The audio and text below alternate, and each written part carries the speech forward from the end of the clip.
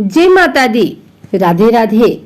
आइए सुनते हैं दीपावली की पौराणिक कथा। एक बार सनत कुमार ने ऋषि मुनियों से कहा, महानुभाव, कार्तिक की अमावस्या को प्रातः काल स्नान करके भक्ति पूर्वक पितृ तथा देव पूजन करना चाहिए। उस दिन रोगी तथा बालक के अतिरिक्त किसी अन्य व्यक्ति को भोजन नहीं करना चाहिए। सायंकाल विधि पूर्वक लक्ष्मी का मंडप बनाकर उसे फूल, पत्ते, तोरण, ध्वजा और पताका आदि से सुसज्जित करना चाहिए। अन्य देवी देवताओं सहित लक्ष्मी का षोडशोपचार पूजन करना चाहिए। पूजनोपरांत परिक्रमा करनी चाहिए। मुनीश्वरों ने पूछा, लक्ष्मी पूजन के साथ अन्य देवी देवताओं के पूजन का क्या कारण है? सनत कुमार जी बोले, लक्ष्मी जी समस्त देवी देवताओं के साथ साथ राजा बलि के यहाँ बंधक थी। तब आज ही के दिन भगवान विष्णु ने उन सबको कैद से छुड़ाया था। बंधन मुक्त होते ही सब देवता लक्ष्मी जी के साथ जाकर क्षीर सागर में सो गए। इसलिए अब हमें अपने अपने घरों में उनके शयन का ऐसा प्रबंध करना चाहिए कि वे क्षीर सागर की ओर न जाकर स्वच्छ स्थान और कोमल शैया पाकर यहीं विश्राम करें। जो लोग लक्ष्मी जी की स्वागत की तैयारियां उत्साह पूर्वक करते हैं, उनको छोड़कर वे कहीं भी नहीं जाती। रात्रि के समय लक्ष्मी जी का आवाहन और विधि पूर्वक पूजन करके उन्हें विभिन्न प्रकार के मिष्ठान का नैवेद्य अर्पण करना चाहिए। दीपक जलाने चाहिए। दीपकों को सर्वश्रेष्ठ निवृत्ति हेतु अपने मस्तक पर घुमाकर चौराहे या शमशान में रखना चाहिए। राजा का कर्तव्य है कि नगर में ढिढोरा पिटवाकर दूसरे दिन बालकों को अनेक प्रकार के खेल खेलने की आज्ञा दे। बालक क्या क्या खेल सकते हैं, इसका भी पता करना चाहिए। यदि वे आग जलाकर खेलें और उसमें ज्वाला प्रकट न हो तो समझना चाहिए कि इस वर्ष भयंकर अकाल पड़ेगा।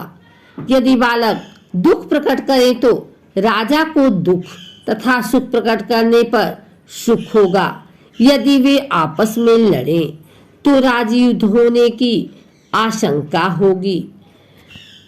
बालकों को रोने से अनावृष्टि की संभावना करनी चाहिए। यदि वे घोड़ा बनकर खेले तो मानना चाहिए कि किसी दूसरे राज्य पर विजय होगी। यदि बालक लिंग पकड़कर क्रीड़ा करे तो व्यभिचार फैलेगा। यदि वे अंजल चुराएं तो इसका अर्थ होगा कि राज्य में अकाल पड़ेगा। एक पौराणिक कथा के अनुसार एक गांव में साहूकार रहता था।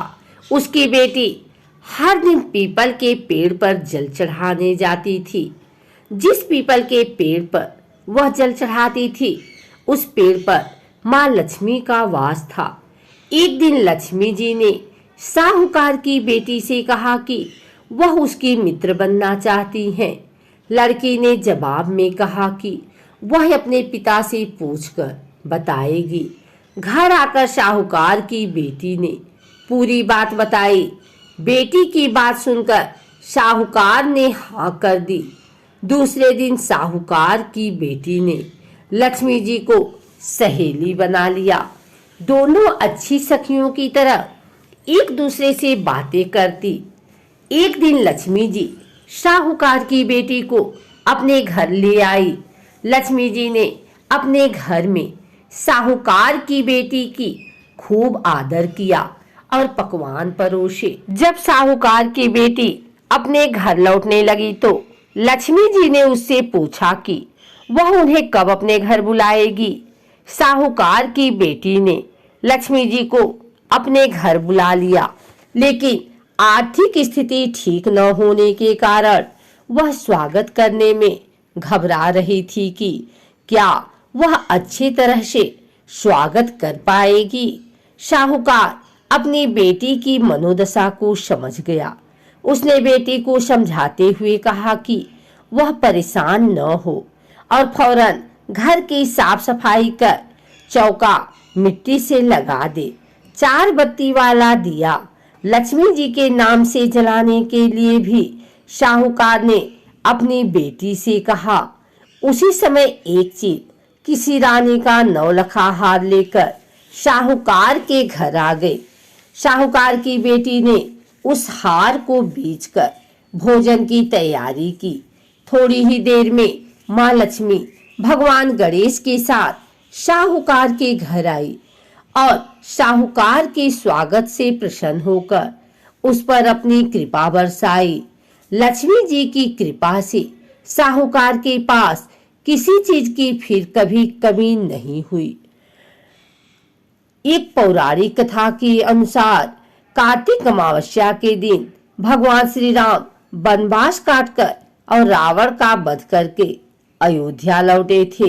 भगवान राम के अयोध्या आगमन पर लोगों ने दीप जलाकर उत्सव मनाया था। तभी से दिवाली मनाई जाती है।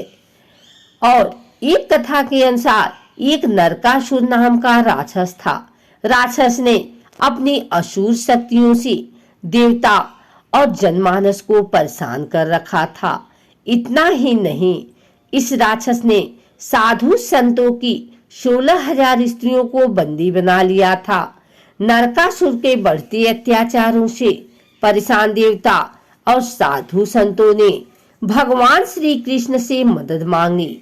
इसके बाद भगवान श्री कृष्ण ने कार्तिक मास में कृष्ण पक्ष की चतुर्दशी को नरकासुर का वध कर दिया और देवता और संतों को उसके आतंक से मुक्ति दिलाई थी। उसके साथ ही उन्होंने 16,000 स्त्रियों को कैद से मुक्त कराया।